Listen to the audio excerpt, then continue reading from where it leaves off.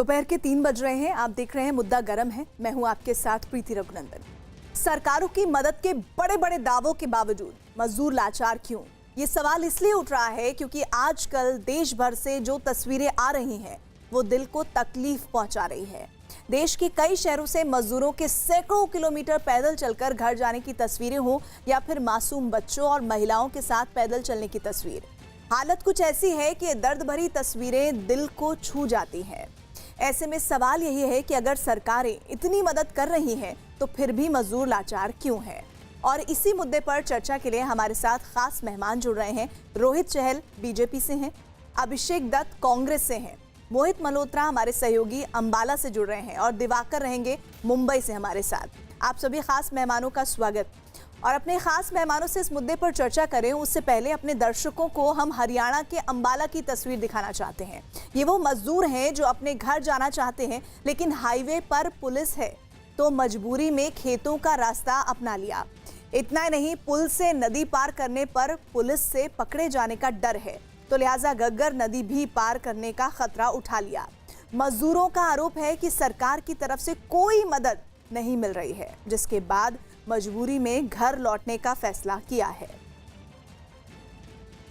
पंजाब से लगातार प्रवासी मजदूर पलायन कर रहे हैं। जिन लोगों का रजिस्ट्रेशन हो भी गया है उनका नंबर नहीं आ पा रहा कि वो जो स्पेशल श्रमिक ट्रेनें चलाई जा रही हैं उसमें बैठकर अपने गृह राज्यों में, गृह जिलों में पहुंच सकें, और वो खतरनाक तरीके से अब पंजाब की सीमा को पार करके हरियाणा में दाखिल हो रहे हैं। ये देखिए, ये प्रवासी मजदूर हैं जो कि इस वक्त अंबाला और राजपुरा, जो कि पंजाब और हरियाणा का बॉर्डर है, शंभू बॉर्डर, वहाँ पर हाईवे पर इनको जाने की परमिशन नहीं दी गई। पुलिस ने इनको आगे नहीं बढ़ने दिया गया। तो इसके बाद ये लोग यहाँ खेतों से और जंगली रास्ते से होकर घग्गर नदी में से किसी तरह से क्रॉस कर रहे हैं। खतरनाक तरीके से अपना सामान लेकर, अपनी साइकिलें लेकर ये लोग यहाँ से गुजर रहे हैं। इनको आगे उत्तर प्रदेश जाना है, बिहार के अलग अलग इलाकों में जाना है, और जो रास्ता है, जो रूट है इनका, वो यही है कि इनको गुजरना होगा, पंजाब को क्रॉस करना होगा, उसके बाद हरियाणा में एंटर होना होगा। लेकिन हरियाणा में एंट्री नहीं है। इस वजह से आप देखिए कितने खतरनाक तरीके से ये लोग यहाँ पर नदी को क्रॉस कर रहे हैं। आप ये बताइए कि इसमें बड़ा खतरा है लेकिन फिर भी आप लोग जा रहे हैं,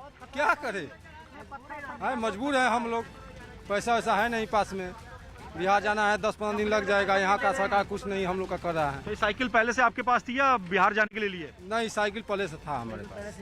तो इसी पे आप जाएंगे? हाँ, इसी पर जाएंगे। तो ये नदी पार करना तो बड़ा खतरनाक है। फिर कैसे आप लोग एक दूसरे की मदद करके कर रहे हैं? एक आगे नदी है, एक ये हो गया, एक आगे वाला हो गया, दो नदी हो गई। दो नदी पार करनी पड़ी। एक आगे वाला, एक पीछे वाला, दो नदी हो गया।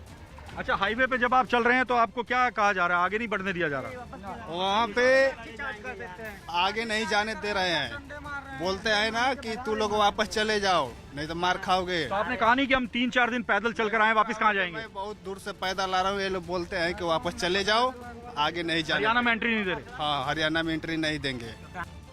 तो ये तस्वीर उन मजदूरों की है जो लगातार परेशानी से जूझ रहे हैं। हमारे साथ खास मेहमान जुड़े हुए हैं। बीजेपी से रोहित चहल हैं, साथ ही अभिषेक दत्त कांग्रेस से हैं, और हमारे रिपोर्टर मुंबई से दिवाकर सिंह भी है। मोहित, इस बीच वो तस्वीर जो आपके जरिए सामने आई उसके बारे में मैं आपसे बात करना चाहती हूँ।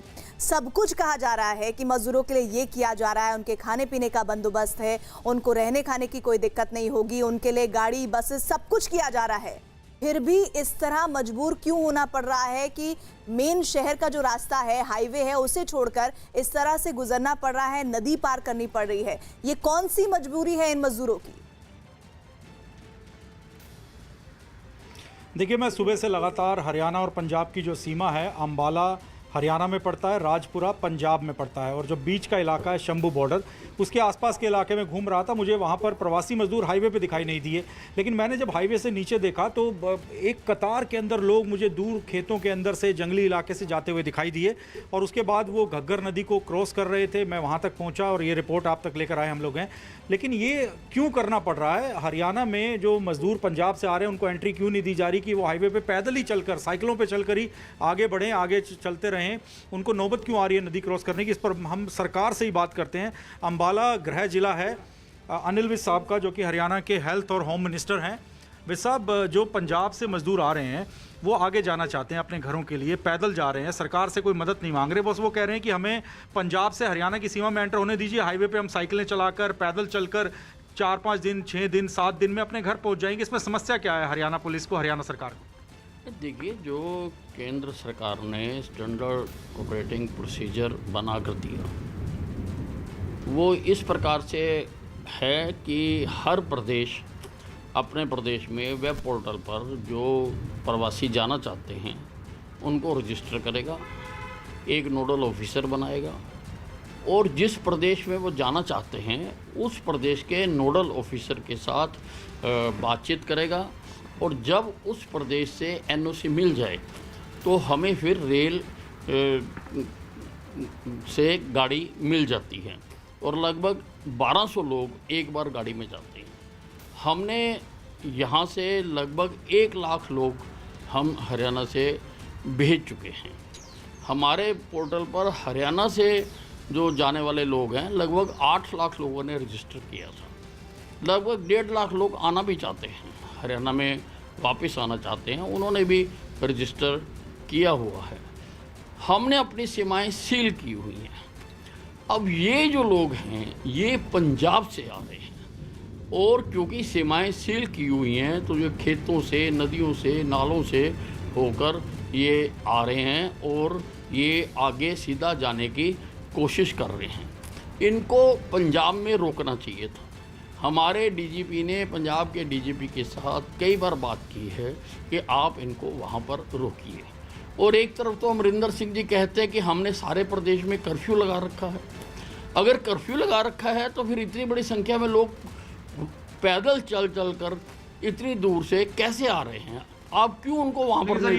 ये तो राजनीति की बात हो गई, लेकिन आप ये देखिए ना, मानवता के आधार पर अगर वो पैदल आ भी गए हैं और आपने वहाँ पर अपनी हेल्थ स्क्रीनिंग टीमें लगा रखी हैं बॉर्डर पर, उनकी स्क्रीनिंग करें, उनको आगे जाने दीजिए। वो पैदल जाना चाहते हैं, बच्चों के साथ हैं, या फिर उनको आप क्वारंटीन कीजिए। आप क्यों नहीं इसका बंदोबस्त कर रहे हैं? अगर वो पंजाब उनकी जिम्मेदारी नहीं भी ले रहा तो हरियाणा क्या कर रहा है? आपने बॉर्डर तो सील कर रखे हैं, लेकिन जो कच्चे रास्तों से, खेतों से, जंगलों से, नदियों से लोग आ रहे हैं, खतरनाक है वो, उनको आप रोक नहीं रहे। वहाँ पर तो आपकी कोई पुलिस है नहीं। ये भी एक सवाल है सर। नहीं, हमने यहाँ पर रोकने की कोशिश भी की है, हमने यहाँ पर रोके भी हैं, उनको भेजने की व्यवस्था भी की है, लेकिन वो बजिद हैं कि वो जाना चाहते हैं, जल्दी जाना चाहते हैं और अपने गांव में पहुंचना चाहते हैं।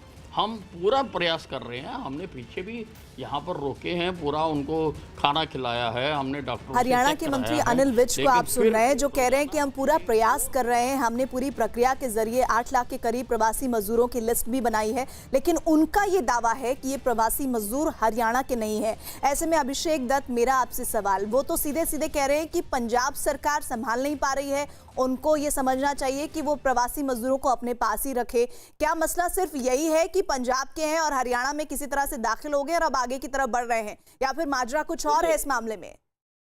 मैं आपको अनिल विज जी मंत्री साहब की ही बात से कुछ आगे बढ़ाना चाहता हूं। सबसे पहले उन्होंने बोला कि उनके पास 8 लाख लोगों ने रजिस्टर करा है, तो उसमें से वो 1 लाख लोगों को भेज चुके हैं। अगर आप ट्रेनों की व्यवस्थाएं देखोगे तो एवरेज 1000, एक ट्रेन में 1000 लोग आते हैं। दैट मीन्स कि अब तक उन्होंने 100 ट्रेन भेजी और उनको 700 ट्रेन और भेजनी है, तो जाके इनके सारे मजदूर वापस जाएंगे। मैं अनिल विज की बात को आगे बढ़ा रहा हूँ। कर्नाटका हाई कोर्ट ने अगर आज एक बहुत बड़ा ऑर्डर दिया है, मेरी आवाज सुन पा रहे हैं आप? बिल्कुल। कर्नाटका हाई कोर्ट ने आज कर्नाटका स्टेट गवर्नमेंट को डायरेक्ट करा है कि कर्नाटका के अंदर 2,13,000 माइग्रेंट्स ने अप्लाई करा है बाहर जाने के लिए। अब तक आपने केवल 20,000 लोगों को भेजा है और 950 से 1150 रुपए आप चार्ज कर रहे हैं गरीब से, जिसकी रिस्पॉन्सिबिलिटी स्टेट की। मैं कर्नाटका हाई कोर्ट की स्टेटमेंट पढ़ रहा हूँ, कोई अपने मन की कांग्रेस की या एक प्रवक्ता की बात नहीं कर रहा। बड़ी सिंपल सी सोचने की बात है। अगर केंद्र सरकारों ने ट्रेन लगाई है, जिस तरीके से कह रहे करोड़ों लोगों के अकाउंट में पैसा दिया है, उनको खाना मिल रहा है, तो वो लोग अपना घर छोड़ के अपने गांव वापस 1000 किलोमीटर 2000 किलोमीटर साइकिल पे, पैदल, जिस तरीके से हम देखते हैं 100 से ज्यादा मौत हो चुकी है, कोई क्यों व्यक्ति वापस जाएगा? अगर सरकार ने सारे प्रबंध करे हैं तो कोई व्यक्ति वापस क्यों जाएगा? देखिए, मैं बहुत स्पेसिफिक आपसे अभिषेक जानना चाह रही थी कि ये मजदूर कहाँ के हैं। ये बात तो अभी अनिल विज ने कह दी कि भाई वो हरियाणा के नहीं है, लेकिन अब आप ये भी नहीं बोल पा रहे हैं कि वो पंजाब के हैं भी नहीं, आप सीधे कर्नाटक हाईकोर्ट के फैसले की तरफ चले गए। मुझे ये समझ नहीं आ रहा है कि पॉलिटिकल पार्टी से जो सवाल किया जा रहा है वो उसका जवाब देने की बजाय रेफरेंस में बहुत सारे एग्जाम्पल्स ला रहे हैं। मैं आपको यहाँ रोक रही हूँ, मैं कुछ और तस्वीरें दिखाना चाहती हूँ। पहले अपने दर्शकों को दिल पर मतलब जो लगातार तकलीफ पहुंचा रही हैं उन तस्वीरों से जुड़ना आज बहुत जरूरी है। ये तस्वीरें बहुत कुछ खुद बयां कर रही हैं। इन तस्वीरों के बारे में ज्यादा कुछ कहने की जरूरत नहीं है। ये तस्वीरें अपने आप में पूरी कहानी बयां कर रही हैं, साथ ही मजदूरों की मजबूरी और बेबसी को भी बता रही हैं। इसके अलावा तस्वीरें हमारे सिस्टम और सरकारी दावों पर भी सवाल खड़े करती है। रोहित चहल, मैं आपसे ये सवाल पूछूंगी, लेकिन उससे पहली तस्वीर आपको यहाँ बता दूं कि मध्य प्रदेश के बालाघाट की है, जो इस गरीब मजदूर की बेबसी की कहानी बता रहे हैं। हैदराबाद में काम करने वाले ये मजदूर अपनी गर्भवती पत्नी और 2 साल की बच्ची को लकड़ी के पटरे से बनाई एक गाड़ी से खींचता हुआ अपने घर बालाघाट पहुंचा। बताया जा रहा है कि ये मजदूर हैदराबाद से 17 दिनों में करीब 700 किलोमीटर का सफर पैदल तय करके मध्य प्रदेश के बालाघाट में अपने गाँव पहुंचा। कहाँ से आना हो रहा है? हैदराबाद से आ रहे हैं। तो कोई शासन ने आपको कोई व्यवस्था नहीं दी क्या? बिल्कुल नहीं, किसी भी तरीके से? सिर्फ गोंदे में एक बार खाना मिला हमको, हाँ, बाकी कहीं पे हमको कुछ नहीं मिला। यहाँ पे खाना मिला तो वो खाना भी खाना योग्य नहीं था। कहाँ? ये राजेगांव। रजेगांव में। तो आपकी मेडिकल जांच वगैरह हो गई? हाँ, हो गई। तो आपको वहाँ जो हैदराबाद में किसी तरीके की कोई सुविधा नहीं मिल पाई है? नहीं, कुछ भी नहीं, किसी भी तरीके नहीं। ये वही मजदूर है धनवंतरी बाई, जो अपनी 2 साल की मासूम बच्ची और पति रामू के साथ हैदराबाद से पैदल चलकर बालाघाट पहुंची हैं। जानते हैं कैसा कष्ट भरा सफर इनका रास्ते में रहा। जी, हमको कहीं लॉरी मिलती थी हैदराबाद से, कहीं हम लोग पैदल चलते थे। धूप में हमको बहुत परेशानी हो रही थी। रास्ते में मिलने वाले लोग बोल रहे थे कि आप लोग कैसे चल रहे हैं पैदल, आप लोगों को धूप लग रही होगी तो ये छाँव में थोड़ा आराम करना, उसके बाद रातों में चलना, दिन में नहीं चलना। लेकिन हम लोग जल्दी पहुँचना है करके हम लोग पैदल चलते थे। तो हमें फिर लॉरी मिलती थी, हम हमारा दया देखते थे तो हमको बैठा लेते थे। ऐसा कर बहुत परेशानी हुई है। आप खुद गर्भवती हैं, बच्ची 2 साल की है? गर्भवती हूँ और मेरी बच्ची 2 साल की है। इसको थोड़ी देर थक जाते थे तो धूप से छाँव में रखते थे, उसके बाद थोड़ी देर गोद में रखते थे, थोड़ी देर बैठते थे, फिर आते थे। हम लोग रास्ते में खाने की व्यवस्था कैसे होती थी? खाने की व्यवस्था तो हम लोगों को नहीं मिली, हम लोगों को सिर्फ गोदिया में मिली है। और बच्ची को तो कोई भी देते थे, बिस्किट, केला और ये सब मिलता था बच्ची को। और मजदूरों की बेबसी की एक और तस्वीर देखिए। ये तस्वीर उत्तर प्रदेश के आगरा से आई है। पंजाब से झांसी लौट रहे एक मजदूर का परिवार अपने बच्चे को पहिए वाले सूटकेस की मदद से खींचने को मजबूर नजर आया, जिसका वीडियो सोशल मीडिया पर वायरल हो गया।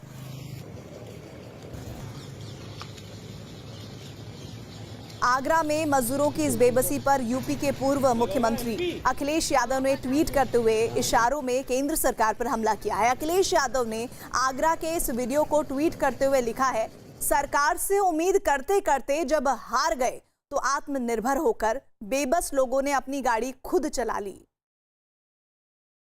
रोहित चहल, ये तस्वीरें चाहे मध्य प्रदेश की हो या फिर ये जो आगरा की तस्वीर जिस पर अखिलेश यादव ने ट्वीट किया है, सच्चाई ये है कि किसी भी राज्य का प्रवासी मजदूर हो, लेकिन उसके हाल इस वक्त बद से बदतर होते जा रहे हैं। लेकिन दावे बहुत हैं, पर हकीकत ये तस्वीरें हैं। बिल्कुल प्रीति जी, मैं जब माँ की बात सुन रहा था, जो माँ बच्चे को लेकर आ रही थी, मुझे बहुत ही जिस तरीके से पीड़ा और दुख जो आज मजदूर भाई बहन है वो मैं समझ पा रहा हूँ। और मुझे लगता है पूरा सब हम लोगों के सामने है जिस तरीके से। लेकिन देखिए, सरकारें कोई भी हो, मुझे लगता है इस पर राजनीति नहीं चाहिए। लेकिन मैं जब अभिषेक जी को सुन रहा था तो मुझे बड़ा दुख हो रहा था। जिस तरीके से अभी आपने दिखाया, पंजाब से निकल के मजदूर भाई हमारे बिहार जा रहे हैं, जिस तरीके से आपने बताया हैदराबाद से निकल के मजदूर भाई हमारे मध्य प्रदेश आ रहे हैं, जिस तरीके से पंजाब से निकल के झांसी जा रहे हैं। महत्वपूर्ण विषय है कि जिस तरीके से हमने देखा, महाराष्ट्र से मजदूर भाई निकल के गए, छत्तीसगढ़ जा रहे थे, लेकिन वहां पे रास्ते में जिस तरीके से ट्रेन के अंदर हादसा हुआ, उनको अपनी जान गंवानी पड़ी। और वहां के जो मुख्यमंत्री थे हमारे उद्धव ठाकरे, जो अपना नामांकन भरने में व्यस्त हैं, ना कि मजदूरों की चिंता करने में। पंजाब की बात कर लेता हूँ मैं, देखो राजनीति नहीं करना चाहता, लेकिन अभिषेक, पंजाब के अंदर इनके नेता जो है, मोदी जी ने ट्रेनें तो चला दी है, लेकिन इनके नेता उनको ना राशन दे पा रहे हैं, ना उनको कुछ और दे पा रहे हैं। वहां पर उनको, वहां पे उनके नेता जो है वहां पर प्रचार कर रहे हैं। अभिषेक जी, मैंने डिस्टर्ब नहीं किया, आपको पता आपकी गलती है। अभिषेक जी, आप बोलेंगे तो मैं पर्चे बांट रहे हैं आपके नेता, टेम्पलेट बांट रहे हैं आपके नेता, इससे ज्यादा शर्म की क्या बात हो सकती है? अरे चुल्लू भर पानी में डूब मरना चाहिए राहुल गांधी को, चुल्लू भर पानी में राहुल गांधी को डूब मरना चाहिए इस समय। जिस तरीके से पर्चे बांट कर प्रचार कर रहे हैं, ये बहुत बड़ा काम कर दिया आपके लोगों ने। चिल्लाने से और तेज चिल्लाइए, और तेज चिल्लाइए, इससे ज्यादा और तेज चिल्लाइए, हो सकती है। और तेज चिल्लाइए, चिल्लाइए, चुप कराइए। अभिषेक जी और रोहित जी, गुजारिश है कि आप अपनी अपनी बारी पर बोलिए ताकि आपकी बातों को लोग सुन पाएंगे और वाकई में मजदूरों की स्थिति इस तरह क्यों है और ये कब तक बनी रहेगी उसका जवाब उन्हें मिल पाएगा। रोहित चहल को अपनी बात पूरी तो करने दीजिए। अभिषेक, प्रीति जी, राहुल गांधी के पिड्डी को मिर्ची लग गई। छत्तीसगढ़ के अंदर इनके सुरजेवाला फोटो डालते हैं छत्तीसगढ़ की, बच्चों का चढ़ा रही है पिताजी, वो भी छत्तीसगढ़ की थी। मतलब सोचिए, फर्जी फोटो डालते हैं। ये इनके नेता जितने बड़े फर्जी है वो देश में देखा है। आज इनसे मजदूरों को संभाला नहीं जा रहा। आज इनके नेता जो है राहुल गांधी प्रचार करने में लगे हुए हैं, ना कि गरीबों की मदद करने में लगे हुए हैं। अरे कम से कम शर्म कीजिए। लगातार जिस तरीके से आप लोग सवाल उठाए, मुझे करके जाना पड़ रहा है, मजदूर भाई बहनों को निकलना पड़ रहा है। मुझे बता दीजिएगा, चाहे महाराष्ट्र हो, चाहे तेलंगाना हो, चाहे आंध्र प्रदेश हो, ऐसे लोगों की क्या बात होगी?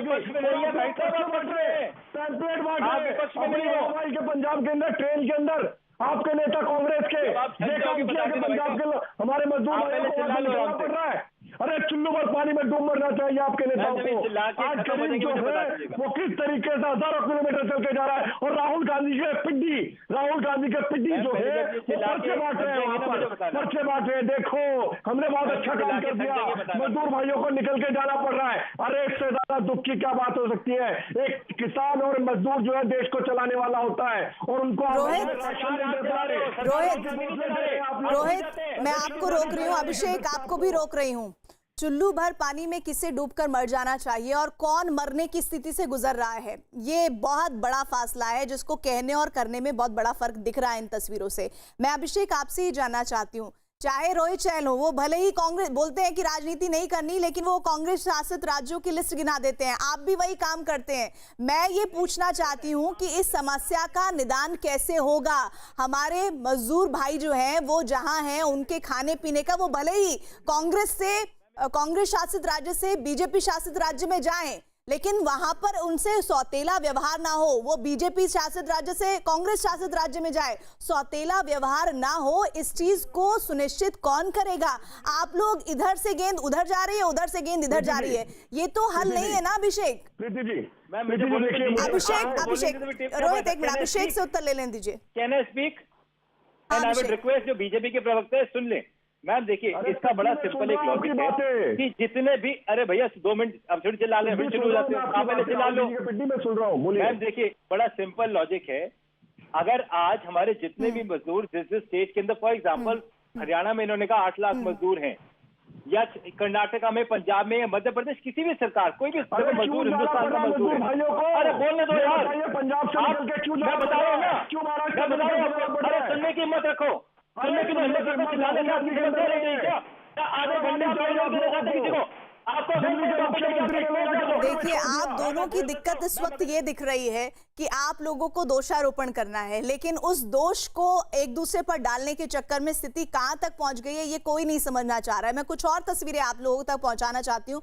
शायद उम्मीद करती हूँ कि इन मानवीय तस्वीरों को कैसे हम अमानवीय तरीके से बात रखकर जाहिर कर रहे हैं, उनका जो सेंसिटिविटी है खत्म कर रहे हैं, ये आपको समझ आएगा। मैं उम्मीद करूंगी कि इसके बाद आप लोग सही से अपनी बात रखेंगे एक एक करके। लॉकडाउन के बीच अपने घरों को लौट रहे प्रवासी मजदूरों को पैदल चलने से रोकने के लिए राजस्थान सरकार ने 2 दिन पहले ही बसें चलाने का फैसला किया था। सरकार की इस व्यवस्था के तहत मजदूरों को जयपुर के आगरा रोड से भरतपुर में यूपी बॉर्डर तक छोड़ा जाना था, लेकिन बसों के लिए घंटों इंतजार करके बेहाल हो चुके मजदूरों ने पैदल ही चलना शुरू कर दिया। मध्य प्रदेश और उत्तर प्रदेश जाने को निकले कुछ मजदूरों ने गर्मी से बेहाल हो चुके बच्चों और महिलाओं के लिए कुछ दूर के लिए रिक्शा भी कर लिया। राज्य सरकारों की मदद के लिए रेलवे ने भी स्पेशल श्रमिक ट्रेनें चला रखी हैं, लेकिन मुंबई के बांद्रा और कुर्ला की दो तस्वीरें देखिए। आज बांद्रा स्टेशन से यूपी के गोंडा के लिए श्रमिक स्पेशल जानी है। पुलिस गोंडा जाने वाले सभी मजदूरों को बांद्रा स्टेशन लेकर आई है, लेकिन जिस तरह से धूप में बैठाया गया है उससे सोशल डिस्टेंसिंग की भी धज्जियां उड़ती दिखाई दे रही हैं। जबकि दूसरी तरफ कुर्ला में भी बिना जानकारी के सैकड़ों मजदूर स्टेशन पर पहुंच रहे हैं। दिवाकर, ये सच्चाई है और इस सच्चाई को कोई भी पॉलिटिकल पार्टी बिना देखे या फिर बिना सुने नहीं रह सकती। सच्चाई ये है कि हमारे जो राष्ट्र के निर्माता हैं वो इस तरह से धूप में, कड़ी धूप में बैठे हुए हैं और उनकी सुध लेने वाला कोई नहीं है। बिल्कुल प्रीति, आप बिल्कुल सही कह रही हैं, क्योंकि मुंबई की जो तस्वीर आप दिखा रही हैं बिल्कुल वैसी तस्वीर इस वक्त हर इलाके में नजर आ रही है। नेता आपस में लड़ रहे हैं, लेकिन सबसे जो अहम बात है महाराष्ट्र और मुंबई के लिए कि सबसे ज़्यादा जो मजदूर वर्ग है वो मुंबई में है और यहाँ पर सबसे ज़्यादा कन्फ्यूजन उन्हीं को लेकर है। उनसे कहा जाता है कि कुर्ला स्टेशन से ट्रेन जाएगी, वो वहाँ पहुँचते हैं तो कहा जाता है बांद्रा स्टेशन से ट्रेन जाएगी।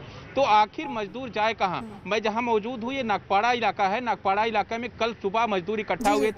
कहा यह गया था कि मुंबई सेंट्रल से ट्रेन जाएगी, लेकिन हुआ क्या, बाद में उन्हें पुलिस की लाठियां खानी पड़ी। तो जाहिर तौर पर गलत जानकारियां उन तक पहुंच रही है और इन गलत जानकारियों को सही जानकारी में बदलने की जिम्मेदारी किसकी है ये कोई भी नहीं समझ पा रहा है। और ये मिस इन्फॉर्मेशन से कितनी अफरा तफरी है, सोशल डिस्टेंसिंग को लेकर पालन नहीं हो पा रहा है, इस बात को कोई समझ ही नहीं रहा और गंभीरता लगातार बढ़ती जा रही है, दुश्वारियां मजदूरों की बढ़ती जा रही है। आप सभी का शुक्रिया हमारे साथ जुड़ने के लिए। रोहित चहल आपका, अभिषेक दत्त आपका भी।